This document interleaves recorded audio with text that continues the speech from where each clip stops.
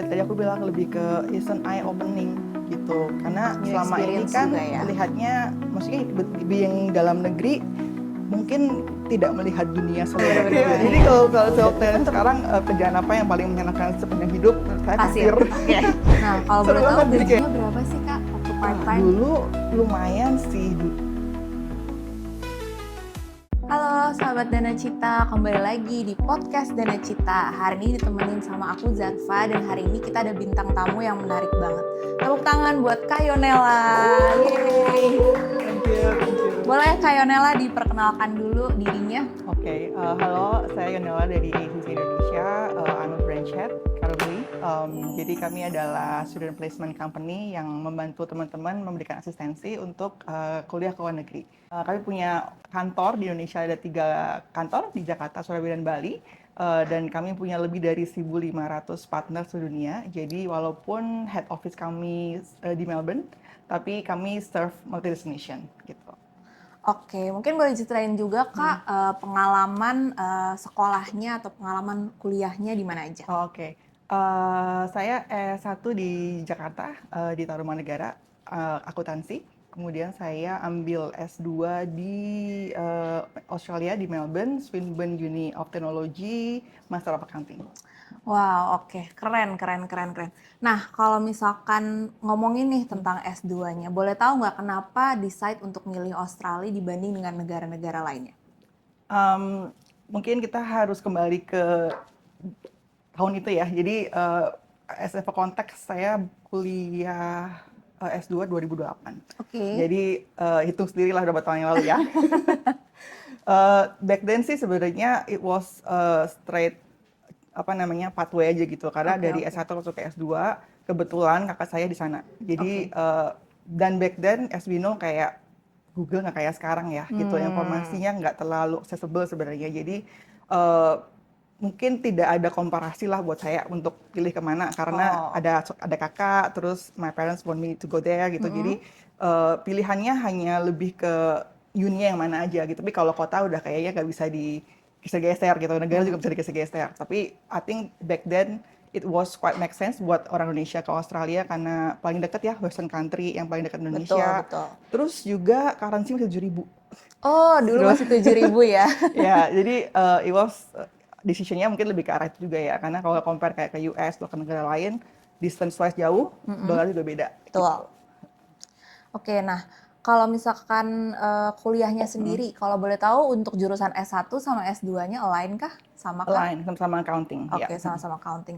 Nah, berarti dulu memang milih Australia kan karena memang ada sibling yang di sana ya. Iya. Tapi kalau misalkan untuk kepengurusannya sendiri kan pasti harus siapin visa, siapin insurance yang lain-lainnya. Iya. Nah, itu diurus sendiri kah? Sebenarnya kita pakai agent juga, education agent, karena again back then kan informasi nggak terlalu banyak ya. Betul. Kita nggak bisa Google dengan gampang menemukan informasi how to apply and everything. Apalagi visa kan juga sebenarnya, walaupun sekarang visa di Google keluar informasi apa yang kita butuhkan, tapi kan ada aja yang kayaknya mungkin hanya insider yang tahu gitu. Iya. Nah, jadi waktu itu kita pakai agency, tapi itu pilihan orang tua. Jadi saya cuman terima aja. dia aja. Jadi coba kayak provide dokumen, tapi udah di guide gitu, kayak misalnya butuh apa aja, jadi tinggal submit. So ya tinggal berangkat aja ketika visanya udah keluar gitu. Kalau boleh tahu, sebelum berangkat itu mempersiapkan sama agent berapa bulan sebelumnya? Nggak terlalu lama sih. I think graduation saya itu Januari, Februari gitu. Kalau nggak salah Januari deh. Or March, sorry. S1 ya? Iya. Antara awal-awal Q1 tahun itulah, Oke, 2010 lah. Terus berangkatnya kan Juli lagi. Jadi sebenarnya nggak terlalu panjang.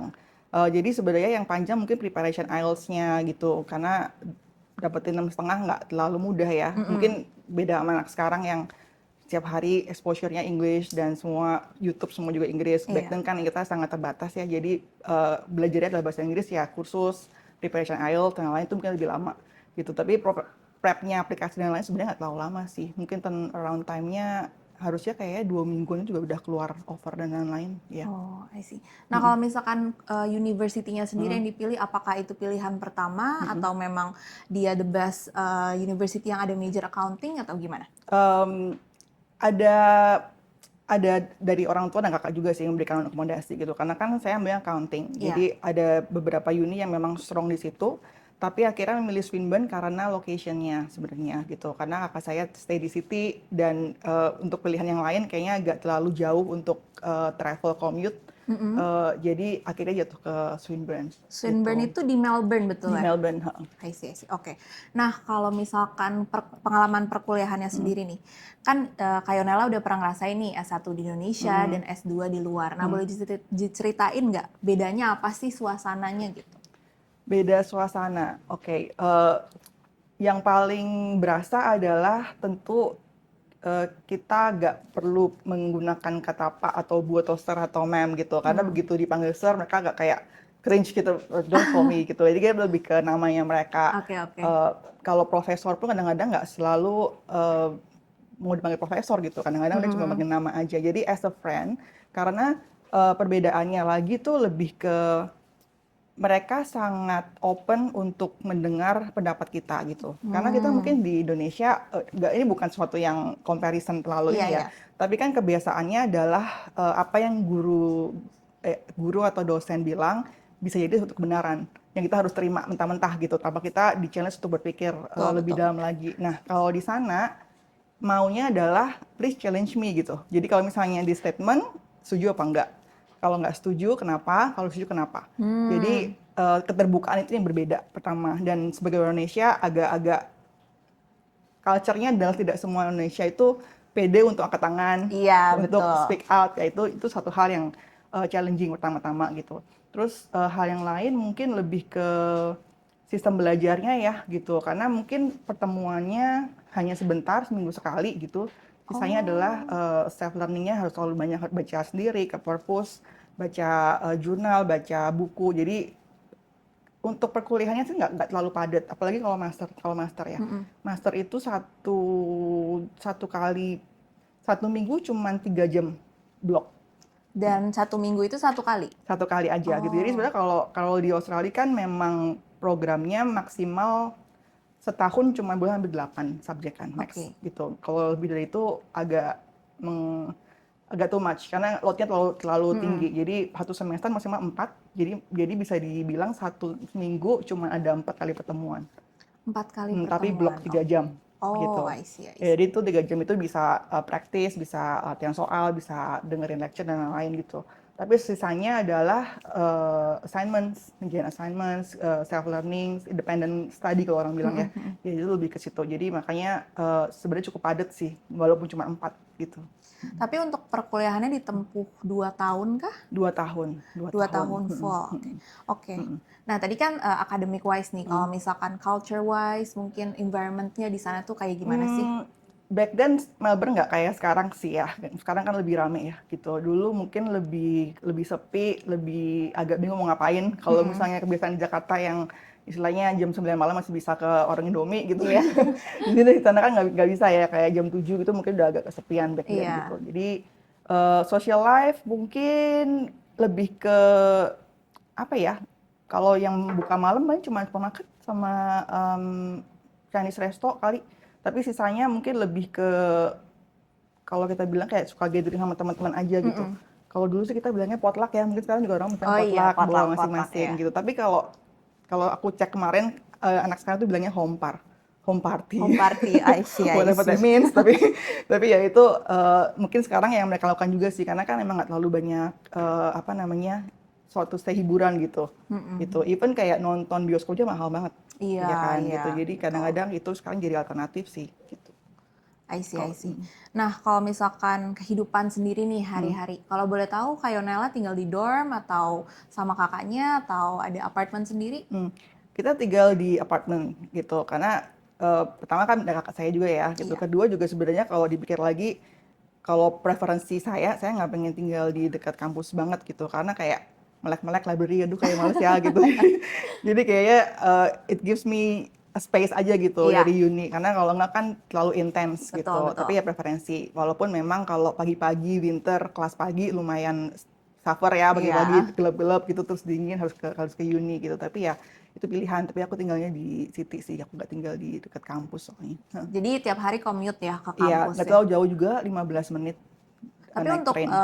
commute-nya sendiri memang sudah memadai kan ya kalau misalkan di Australia sendiri? Ya, everything connected ya. Jadi karena salah satu juga kenapa pilih uni itu karena kan dari situ deket, trennya cuma 15 menit gitu dan aku tinggal di situ jadi kemana-mana lebih gampang gitu. Jadi ya sudah diperhitungkan lah kira-kira mau Kalau tinggal mau di mana. main-main juga gampang Iya, ya iya, berarti iya. ya. I see. Oke. Nah, pertama kali nih pas baru jadi mahasiswa baru lagi nih di Melbourne, apa sih hal pertama yang bikin shock yang beda banget sama waktu di Indonesia? Oke, pertama gini, ternyata selama ini saya belajar bahasa Inggris sampai sekarang juga masih nggak paham dia ngomong apa. Itu Beda ya. ya, accent-nya beda Accent-nya ya. lumayan beda. Nggak cuma accent, kayak lebih ke vocabulary yang dipakai juga beda gitu. Karena kan kita kebiasaan nonton dari kecil mungkin American English gitu Iya, kan. betul. Dengan grammar yang sangat rapi, kita diajari gini, sampai sana ternyata bahasanya lumayan lebih I don't say casual, tapi lebih berbeda aja kata-kata yang digunakan walaupun dengan arti yang sama. Itu tuh pertama yang bikin shock. Jadi ada minggu-minggu awal kayak emang nggak ngerti banget nih ngomong apa gitu. Ngomong apa ya Iya gitu ya. gitu. Lama-lama kan ya we pick up ya eventually gitu. Mungkin yang kedua lebih ke ini. Jadi back then ketika zaman kuliah satu, to be honest itu kayak karena kan Google juga belum terlalu banyak gitu. Jadi kalau kita bikin apa sih makalah ya, bikin makalah gitu kan kadang kita cuman Google singkat, Iya, yang misalnya jurnal bahasa Inggris kita cuman translate ke Indonesia, udah dapat A gitu. iya. Nah ketika di sana kan nggak bisa gitu karena mereka udah punya ini plagiarism, Cekernya ya? ya, Oh iya. soft checker itu. Jadi kan kalau 20% ada kemiripan dengan any sources di internet itu kan langsung fail kan. Iya. Nah jadi mau nggak mau dipaksa buat berpikir uh, paraphrase, jadi menulis dengan thought kita sendiri gitu. Jadi nggak yang bisa kayak easily kopas terus ketik lagi gitu dengan di translate nggak bisa. Jadi itu salah satu hal yang memicu berpikir sekali gitu. Mungkin source of critical thinking dari situ kali ya. Jadi Iya. benar-benar bisa mengerti itu sebenarnya isinya apa dan apa yang kita mau tulis. Dan itu harus genuine dari kita gitu, nggak cuman ambil dari apa yang kita baca gitu right away. Bener, apalagi zaman dulu kan belum ada chat GPT ya, Iya, nggak kayak apalagi zaman sekarang ya, udah mudah banget Iya, nih iya, akses terhadap iya. Even informasi. sekarang kayak ngerapiin thoughts-nya aja lebih rapi gitu Iya, kan. bisa bantu prompting. Yang penting prompt-nya bagus gitu. Betul, Iya. betul. Nah, tadi kan Kak Yonela sempat cerita nih, kalau misalkan sehari memang kuliahnya cuma 3 jam. Other than that, pasti ada social life dan yang Iya, lain-lain. iya, Nah, iya. biasanya tuh spend time-nya kayak gimana sih? Kerja part time. Oh, kerja part-time, Kerja I part time. see. Jadi kerja part time itu emang back then 1 minggu hanya boleh 20 jam gitu. Kalau sekarang mungkin udah 24 ya, udah naik gitu. Tapi sebenarnya kenapa 20 jam seminggu? Karena well in a average orang bekerja 40 jam 1 minggu Iya. gitu. Jadi asumsinya adalah kalau jadi student 20 jam belajar, Setengahnya. 20 jam bekerja itu boleh dan masih masuk akal gitu. Ya bekerja. Jadi kerja part time. Awal-awal sih pernah kerja di Indoresto cuma bentar doang. Terus ternyata dapat kerja di supermarket. Oh, jadi apa tuh di supermarket? Check out girl. Oh, di Check out kasirnya gitu. ya? Iya, well actually aku selalu bilang itu pekerjaan paling menyenangkan. Kenapa Sepanjang tuh? karir. Kenapa menyenangkan? Happy aja kayak cek aja gitu, terus masukin gitu kayak main Diner Dash nggak sih? Iya, benar. Iya, jadi kalau saya tanya sekarang kerjaan apa yang paling menyenangkan sepanjang hidup? Menurut saya kasir. Oke. Seru banget, jadi kayak itu ketemu orang, dan gitu kan kalau misalnya pagi-pagi gitu suka, jadi actually aku kerja itu dekat kampus, jadi Oh, oke. dan kampus aku kan neighborhoodnya itu emang residential, jadi banyak opa-oma yang setiap hari Iya. beli koran, masih koran ya dulu ya, koran. Jadi kadang-kadang aku tahu nih orang ini tuh mau beli apa gitu, karena Sampai hafal ya? iya, karena rutinnya itu kebaca gitu. Jadi seru sih gitu, dan itu sebenarnya ngebantu communication juga gitu, karena mereka very chatty gitu. Kadang-kadang bisa oma-oma cuma datang, oh just came back from my reunion with my friends gitu. Oh iya gitu, walaupun nggak ngerti siapa dia, namanya siapa nggak tahu ya, tapi actually it was nice karena mereka welcome juga gitu secara culture kan. Jadi mungkin dia nanya dari mana gitu, karena kan mungkin I look different dibanding yang Iya. lain gitu. Jadi ya it was a very fun job sih untuk part time. Jadi ketika betul lagi nggak terlalu mikir. Jadi Tinggal masuk-masukin. iya, soalnya kan kalau di uni udah mau mikir kerja gitu. Jadi kalau misalnya sekolah mikir sekolah, kerja mikir kerja gitu. Jadi bisa time manajemennya lebih enak otaknya juga ke belakang lebih enak. Jadi kerja ya cuman itu selesai gitu. Jadi pulang bikin assignment lagi. Iya, iya, iya. Nah, kalau boleh tahu gajinya berapa sih Kak waktu part Wah, time? dulu lumayan sih. Dulu itu kerjanya kan di Kohl's. Kohl's itu supermarket lumayan gede kan. Iya. Jadi itu 21-an 295 apa 275 gitu. Jadi per jamnya 21-an dolar. Lumayan ya. Lumayan gede back then. Sekarang mungkin kalau aku cek sekarang aja minimum wage-nya mereka mungkin 29-an lebih gitu Per jam? per jam. Tapi sekali kerja mungkin max satu shift tuh 4 jam aja. Oh, lumayan ya. Berarti kali 4 ya kurang lebih 1 juta ya satu hari. Jangan dirupiahin ya. Kalau dirupiahin lumayan. More or less 1 Iya. juta tapi biaya hidupnya Iya, lebih mahal tapi back ya. then I can cover my living cost sih sebenarnya gitu karena Dari part-time? dari part-time bisa gitu. Tapi selama gajinya lumayan ya. Tapi kalau memang kayak mungkin di bawah UMR-nya mereka Iya. ya mungkin agak sulit gitu. Iya, Tapi iya. sebenarnya cukup sih kalau buat living cost ya. Tapi Jadi buat orang sekolah bagus sih nggak juga kuat. ya Iya, buat gitu. tambah-tambahan Iya, mahasiswa iya. gitu. Pengalaman sih. Jadi setidaknya CV-nya itu nggak kosong gitu. Jadi setidaknya ada pengalaman. Walaupun kadang orang langsung nanya kan gitu. Kadang sekarang kan kita juga bantu student gitu Iya. nanya, emang pekerjaan kayak gini tuh bisa jadiin masuk ke CV Word lah. Bisa masuk ke CV apa enggak gitu. Kita selalu bilang sebenarnya what they see actually transferable skill-nya gitu. Mungkin cuman kasir gitu ya. Tapi dengan combining studi dengan kasih, setidaknya itu show kalian bisa do time management dengan baik. Betul. Ya kan, jadi bukan karirnya yang dilihat, tapi sebenarnya skill yang kelihatan. Mungkin dia tadi time management, mungkin dia teamworknya dan lain-lain. Jadi itu sebenarnya berguna sih buat CV juga. Gitu. Berarti banyak juga skill yang bisa diasah ya sebenarnya walaupun nggak terlalu align lah ya dengan jurusan kuliah yang kita ambil. Tapi kan yang kita lihat mungkin dari soft skill-nya juga berkembang, apalagi communication tadi kan yang cerita sama orang-orang. I see. Nah, kalau misalkan biaya hidup sendiri nih, kalau misalkan di Australia dulu nih, cukup ekspensif kah? Atau misalkan yang paling costing itu yang di bagian apa? Paling mahal pasti properti. Jadi renting itu pasti paling mahal gitu. Sisanya sih sebenarnya tergantung gaya hidup ya gitu. Kalau dulu sih ngakalinnya ya masak seminggu sekali for the rest of the week. Jadi ya setiap hari makannya menunya sama gitu. Tapi aku punya break hari Minggu ya aku bakal masak buat beberapa hari ke depan gitu. Jadi itu selain save time juga nggak usah mikir ya mau makan apa gitu. Iya. Itu kan spend bisa setengah jam lagi mau makan apa. Nah tapi itu juga save cost gitu karena masak lebih murah pasti gitu. Tapi kalau yang lain-lainnya sebenarnya standar ya gitu. Kalau sekarang mungkin harganya udah jauh beda gitu. Cuman tapi proporsinya saya rasa sama. Paling mahal pasti tetap propertinya. Rental tuh paling mahal kalau dibandingin semua costnya. Gitu. Kalau misalkan commute nggak terlalu mahal lah ya. Commute nggak terlalu reasonable lah ya, karena kan apalagi sekarang kan kalau dulu sih aku nggak ada free time zone ya kalau Melbourne ya. Sekarang kan di city kan semuanya free dan actually jalan juga masih enak ya gitu, nggak kayak di sini kan kalau jalan nggak tahan gitu, tapi kalau di sana jalan tuh masih enjoyable, jadi ya gitu deh. Mau nggak mau juga masih bisa Terus jalan sekarang juga ya. masih ada kayak Uber, ada kayak gitu-gitu kan. Betul. Dulu kan nggak ada gitu, jadi banyak alternatif lah sebenarnya. Oke. Nah, balik lagi. Tadi kan kalau misalkan ngomong jadi kasir, sempat ngobrol sama oma-oma juga kan, ningkatin skill bahasanya sama relationship sama warga lokal di sana. Nah, kalau misalkan Kayonela sendiri dulu pernah ikut kayak PPI kah atau misalkan perhimpunan mahasiswa Indonesia yang di luar?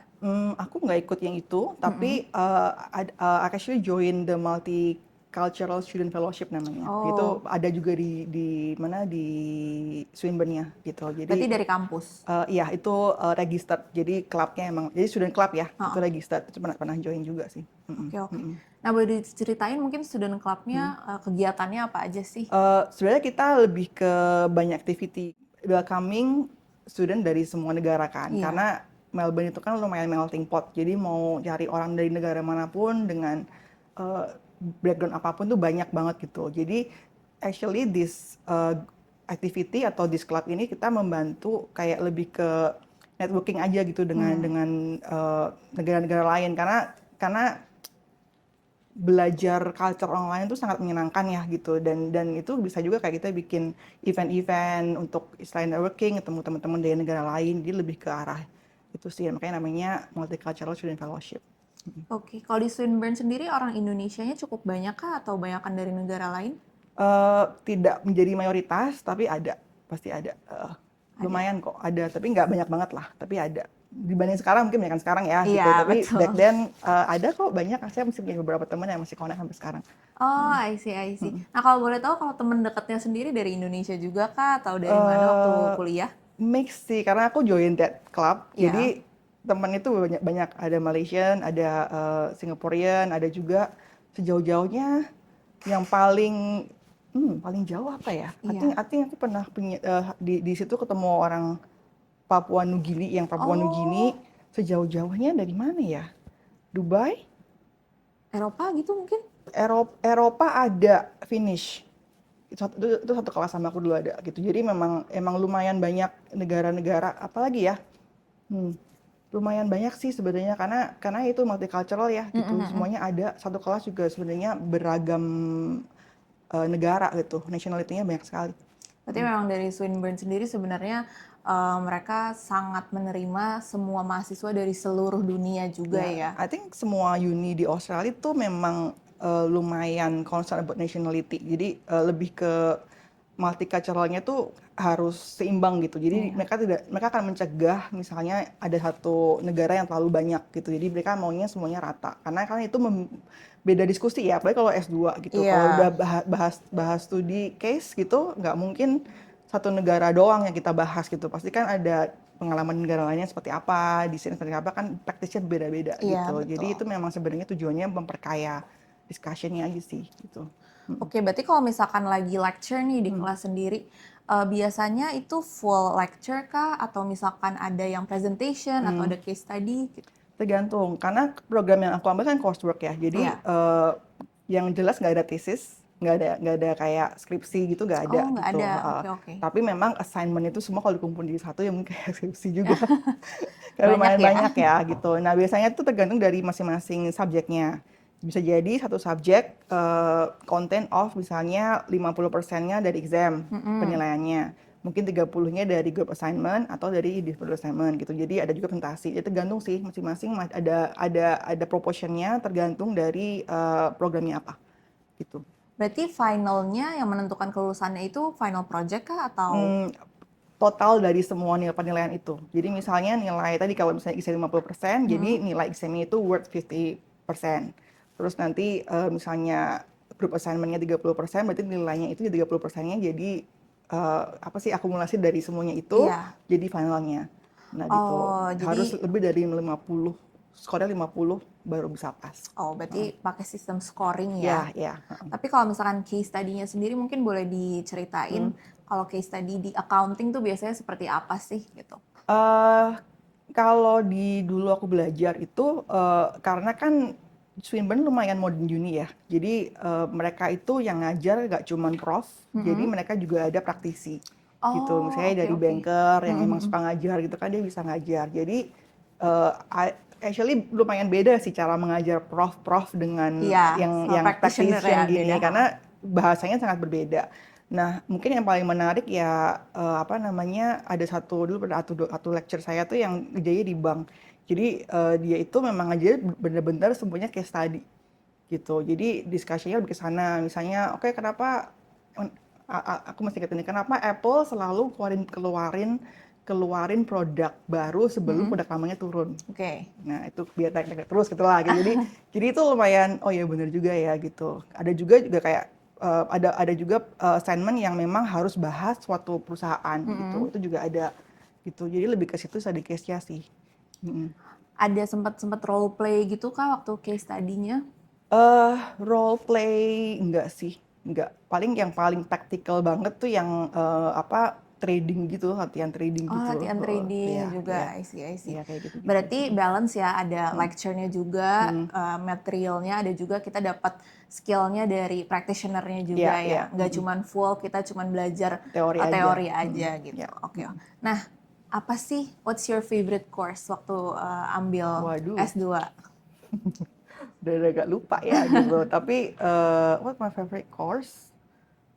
eh aku sih lebih ke arah yang tadi sih apa namanya subjek yang lebih lebih praktikal gitu. Jadi dia akan bertanya mengenai kalau nggak salah itu subjeknya apa ya? Aku agak lupa sih nama exactly-nya gitu. Tapi basically dia mungkin ke arah marketing juga sih, kayak lebih Oh, ke oke oke. dia yaitu kenapa Apple selalu keluarin barang sebelum yang turun karena ada perhitungan lain gitu. Dan itu lebih menarik karena kebayang ya kan. Kedua juga ada presentasinya juga, jadi itu lumayan bagus gitu. Tapi yang lainnya, well, mungkin lebih gampang mengingat apa yang saya nggak suka dibanding Oke, yang saya boleh suka. boleh. Apa nih yang paling gak disuka nih? Course apa nih? Law sih. Law, Ya, karena oke. law-nya berbeda dengan kita Oh gitu. iya, Ya betul kan. Jadi betul. kan law nilai-nilai law saya tuh agak borderline nggak lulus, hampir nggak Di lulus. threshold. Iya. Karena memang beda. Kita kan kalau law di sini kayak bisnis law, hukum apa sih, hukum bisnis, Iya hukum iya. itu kan semuanya berdasarkan kita itu kan apa sih civil law ya. Iya. Ya, jadi kita berdasarkan apa yang ada di itu kita bisa refer to it gitu. Tapi di sana kan semuanya kan common law kan. Bener nggak sih, kebalik nggak? Common ya. Nanti kalau salah diedit. Nggak, jadi itu lebih ke, jadi dia akan based on past case gitu. Dan itu nulisnya panjang banget, harus ada verdictnya apa Iya gitu-gitu. iya. Dan it was hard karena ya itu bahasa Inggrisnya harus advance banget untuk bisa menulis panjang gitu. Terus juga mikir jalannya gimana defending case ini supaya menang, itu lumayan ini sih, termasuk juga income tax-nya seperti itu juga, jadi kayak berbeda, jadi ya itu paling berat sih. Tapi kalau rules and regulations-nya sendiri kan pasti beda banget ya antara Australia sama di Indonesia. Nah, kayak Nela waktu setelah lulus sempat kerja di bidang accounting kan di Indonesia? Di Indonesia enggak. Di Di Australia? Australia itu terakhir aku kerja di apa namanya money exchange gitu. Heeh. Oke. Tapi Money enggak dunia exchange. accounting sih sebenarnya. Oh, itu internship juga? Enggak. Itu basically aku kerja sebelum pas kuliah kerja part time, terus going full time, jadi masuk ke back office-nya gitu. Oke, oke. Tapi kalau misalkan dari uninya sendiri, mereka ada channel untuk dicarikan pekerjaan kah setelah lulus? Sebenarnya ada kayak career, setiap uni di Australia setahu saya tuh memang punya career support gitu. Oke. Jadi mereka bisa bantu untuk rapiin CV. Mereka mungkin akan show partner mereka mana yang misalnya memang butuh apa namanya, bukan butuh, open vacancies dan lain-lain, itu mungkin ada sih gitu. Cuman aku sih belum pernah ke sana back then gitu, karena apa, udah kerja anyway gitu. Tapi sebenarnya itu bisa dimanfaatkan gitu, termasuk kayak latihan interview gitu, sebenarnya bagus dipakai. Berarti setelah kuliah, internship beberapa waktu lalu pulang ke Indo? Aku sempat kerja, jadi itu basically another almost 2 years baru aku balik ke Indonesia gitu. Terus Oh, kerja di bidang ini gitu. I see, I see. Nah, kalau misalkan setelah lulus sendiri kan berarti kita statusnya sudah bukan student ya. Nah, itu harus ngurus visa lagi kah atau gimana? Iya, waktu itu sih memang back then di apa namanya accounting itu lagi dibutuhkan di sana. Jadi aku transisinya ke residency sih, ke PR-nya. Oh, Dapat oke sih oke. waktu itu.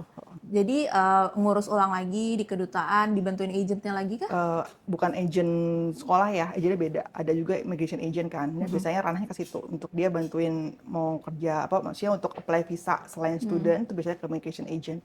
Nah, waktu itu dibantuin juga sih. Oke oke. Nah, itu dapat untuk permitnya berapa tahun ya, Kak? Untuk work di situ? Well, ini berbeda dengan dulu ya. Kalau sekarang kan ada namanya graduate visa gitu. Jadi selama kuliah 2 tahun bisa dapetin 2 tahun untuk tinggal di sana. We call it temporary residence sebenarnya, kayak jadi bisa bekerja, bisa jalan-jalan juga boleh atau ngapain juga boleh, itu selama 2 tahun. Oke. Nah, nanti kalau misalnya selama 2 tahun dulu bekerja, terus nanti misalnya employer-nya mau sponsorin, ya mungkin bisa continue on ke visa yang lain gitu. Oke oke. Berarti tadi sempat mention juga sebenarnya job marketnya dulu tuh super super besar ya di Australia, apalagi untuk yang lulusan accounting. Nah, kalau misalkan peluang karirnya setelah lulus nih, kan kadang orang membedakan nih orang yang lulus dari Indonesia atau orang yang lulus di luar. Nah, kalau misalkan pendapat Kayonela sendiri, kalau peluang karir setelah lulus dari uni luar tuh gimana sih di kondisi sekarang? Iya, mungkin pengalaman pribadi ya, karena Iya. kan aku tidak bekerja maksudnya aku nggak bekerja di bidang yang sama dengan degree aku Iya. gitu. Eh, Buat aku sih sebenarnya nggak ada ruginya ya, maksudnya semua mungkin orang kayak berpikir kan udah belajar susah-susah kenapa nggak kepake gitu. Iya. Now that we mungkin sekarang ada namanya transferable skill itu tadi, yang mungkin sebenarnya aku belajar banyak hal ketika aku belajar yang bisa aku implement ke anything. Iya. Jadi kebetulan emang waktu itu aku pulang terus aku berpikir kira-kira I think aku punya gap 6 bulanan lah untuk aku mikir mau kerja apa nih gitu. Maksudnya apa sih, mau nyari kerjaan apa? Seperti apa sih yang aku mau ambil gitu. Terus akhirnya aku menemukan dunia ini gitu. Nah, sebenarnya mungkin yang kepake adalah tadi skill-skill soft skill yang mungkin terbangun ketika selama kuliah di luar negeri, independensinya gitu. Kayak kan nggak, walaupun punya kakak tapi kan tetap aja you are on your own anyway gitu Iya, kan. betul. Terus juga apa tadi, communication ketika ketemu banyak orang, it actually help me buat mendengar aksen orang yang macam-macam di berbagai negara. Now I can actually understand, oh dia orang mana itu udah sering banget apa, karena setiap hari dengar jadi kayak bisa paham gitu. Selain communication mungkin juga lebih ke tadi time management, karena kan harus kerja sambil harus kuliah sambil kerja, itu kan juga hal-hal yang kita harus juggling kanan kiri, itu nggak mudah gitu. Tapi hal-hal seperti itu sebenarnya yang bisa kepakai untuk karir kedepannya sih, apapun karirnya. Mau even mungkin jadi ibu rumah tangga juga sebenarnya one of the thing yang membutuhkan skill-skill itu gitu. Betul. Ya, jadi dan anyway kalau dibilang accounting nggak kepake, enggak juga. Saya juga masih do some budgeting and stuff gitu. Jadi ya itu sih kalau aku bilang mungkin bergunanya karena soft skill-nya terbentuk gitu. Jadi kenapa orang suka ambil, mungkin ya orang suka ambil luar negeri karena asumsinya adalah soft skill ini yang akan kepake apapun role-nya dia nanti gitu. Jadi mungkin pernah dengar juga, oh karena dia lebih cepat naik karirnya. Bisa juga gitu, karena ya again mungkin it's been tough mungkin di luar negeri ya gitu. Jadi ketika pulang ke Indonesia ya dia bisa implement semua soft skill-nya itu, makanya dia lebih cepat gitu. Jadi bukan berarti orang Indonesia lulusan dalam negeri nggak kayak gitu ya gitu, tapi sebenarnya intinya adalah soft skill yang terbentuk ketika dia belajar. Nah, ketika dia belajar, apakah dia punya soft skill itu kan masing-masing individu ya gitu. Betul. Jadi nggak bisa diratakan ke semua orang gitu. Jadi kalau aku boleh highlight, ada adaptation skills-nya, Yes. communication skills-nya, dan yang paling penting time management ya kan? Ya. It's been an eye-opening experience juga sih gitu, karena jadi nggak timid ketemu orang dari luar negeri gitu. Betul. Maksudnya dengan foreigner dari manapun dia, kita tahu background dia kayak apa. Mungkin dari negara ini nggak suka diginiin loh. Iya. Mungkin orang di negara ini mungkin kita harus treat them this way loh gitu. Nah itu yang hal yang mungkin kalau nggak ada exposure ke luar negeri, mungkin saya nggak paham gitu. Nah jadi itu salah satunya juga sih. I see. Nah, kalau boleh tahu nih, setelah udah pernah kuliah S1 di Indonesia, S2 di Australia, hal apa sih yang bikin Kayonela tuh ternyata, oh ternyata emang bener nih aku harus kuliah di luar negeri, aku harus melanjutkan kuliah di luar negeri. Apa sih yang bikin Kayonela tuh senang banget kuliah di luar negeri? Ke ini sih, lebih ke tadi aku bilang lebih ke is an eye opening gitu, karena New selama ini experience kan juga ya? lihatnya maksudnya being dalam negeri mungkin tidak melihat dunia selebar itu gitu Iya. gitu, dan even termasuk mungkin mengubah cara pandang aku terhadap Indonesia juga, but actually we're not that bad gitu, karena ada hal-hal yang namanya rumah ya, maksudnya di Indonesia oh ternyata yang orang bilang Indonesia sangat friendly itu bener banget. Dan baru saat kan kita kalau tiap hari nggak berasa ya, kayak ya itu dari kita lah gitu, tapi ternyata kalau setelah dilihat-lihat lagi emang kita sangat friendly sih, kadang-kadang terlalu friendly sih gitu. Jadi memang itu lebih ke melihat dunianya itu loh, yang mungkin nggak ke more than the award itself, maksudnya more than the ijazah itu sendiri gitu. Sebenarnya pengalaman itu yang nggak kebeli sih. Kalau misalnya dibilang bayar mahal, kenapa ya karena pengalamannya sih gitu. Ada point of view baru juga ya. Iya banget. Bikin kita bersyukur kalau misalkan kita warga negara Indonesia ya. Iya loh sebenarnya. Karena kalau boleh sharing juga, mungkin kalau misalkan teman-teman kuliah nih ngambil studi di luar negeri atau ngambil apa ya, pertukaran student exchange, pasti kan kita ketemu orang-orang baru nih, apalagi budaya-budaya baru. Walaupun kita merasa mungkin kok di Indonesia begini, kok di Indonesia begitu, tapi kalau misalkan kita udah lihat teman-teman dari negara lain yang less fortunate daripada Indonesia, pasti kita merasa oh ternyata Indonesia is not that bad, masih bisa bersyukur. Betul. Even negara-negara yang maju pun juga nggak seenak itu loh gitu. Iya, Jadi ya. ada aja yang dibandingin lah ya.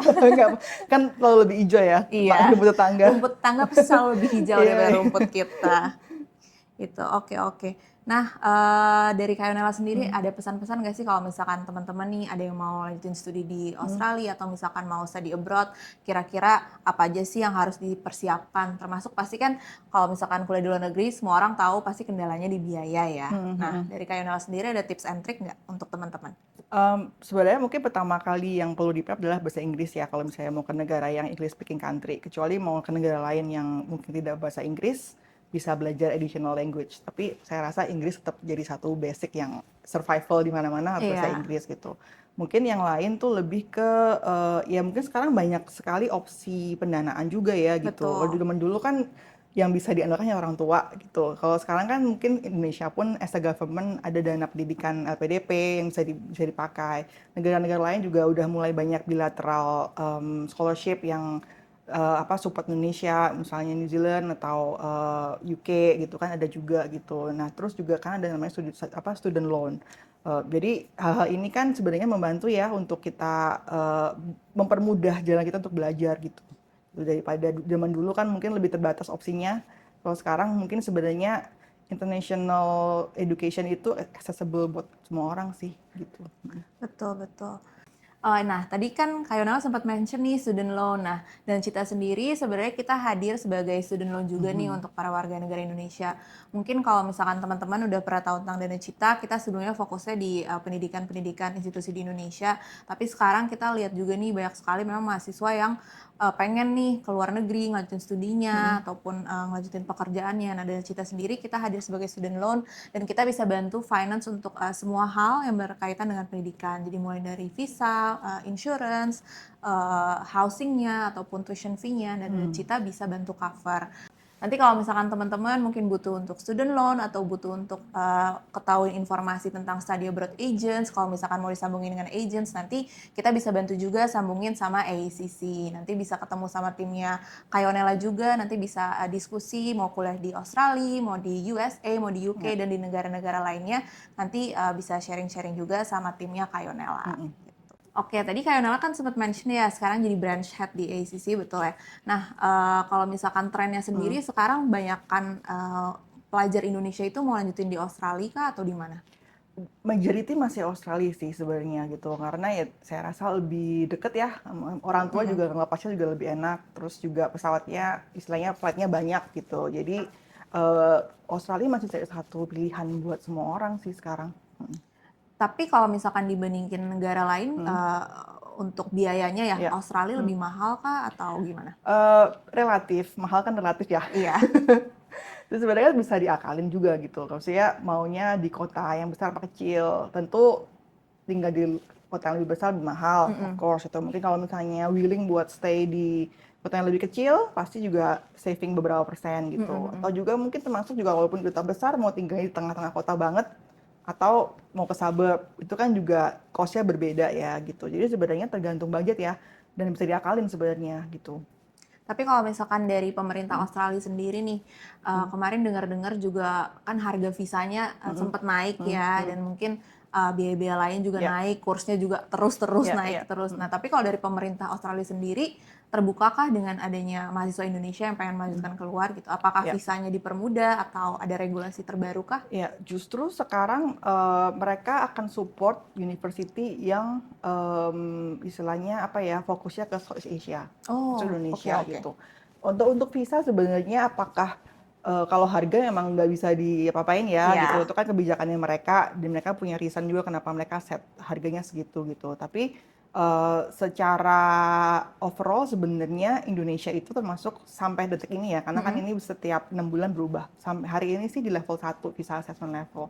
Berarti mereka cukup percaya bahwa student-studentnya Indonesia itu lumayan genuine Mm-mm. untuk emang belajar ya belajar gitu. Karena kan mungkin negara lain yang levelnya di bawah dari rendah mungkin banyak yang masuk untuk belajar, tapi ternyata di sana nggak pernah masuk kuliahnya, Mm-mm. absennya nggak pernah ngisi gitu. Tapi generally I think Indonesia as a country banyak yang selalu feedbacknya itu emang Positif. mereka positif gitu. Sekolah belajar masuk beneran masuk kuliah gitu. Mm-mm. Jadi so far kita masih di level 1 gitu. Jadi mudah-mudahan continue ke level 1 supaya nggak terlalu paperwork-nya nggak terlalu banyak gitu kalau untuk visanya. Oke, boleh di-spill nggak sih kira-kira kalau misalkan nih ada teman-teman yang mau kuliah di Mhm. Australia, selain dokumen-dokumen mungkin mereka perlu siapin apa aja sih? Gitu.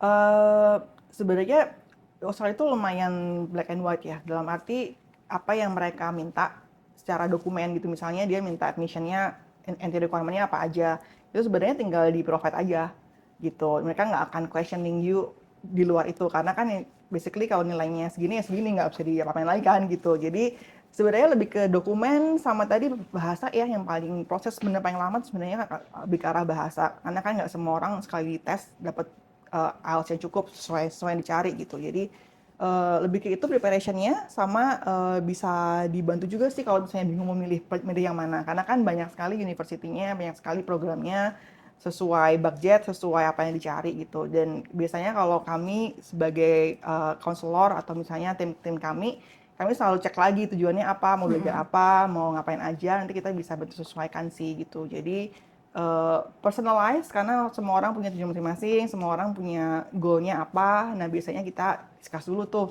nah kita bisa bilang oh harus apa nih gitu. Berarti kalau misalkan ada teman-teman nih yang pengen kuliah di Australia tapi mungkin masih bingung mau jurusan apa, mau uni apa, berarti bisa langsung datang ke ACC ya? Bisa. Kita konsultasi gratis ya gitu. Jadi memang tidak dipungut biaya apapun untuk konsultasi. Nanti tim kami yang akan bantu lagi, karena harus ngobrol nih gitu kira-kira. Iya, betul. Termasuk kalau misalnya bingung mau pilih jurusan apa, karena kan banyak yang sekarang kan pilihan sangat banyak ya. Saking banyaknya susah pilih, plus juga saking banyaknya yang kita maunya apa, banyak banyak pilihan, makin pusing. Jadi biasanya kita akan bantu dengan berbagai tools supaya kita bisa arahin ke sekolah yang tepat lah buat teman-teman.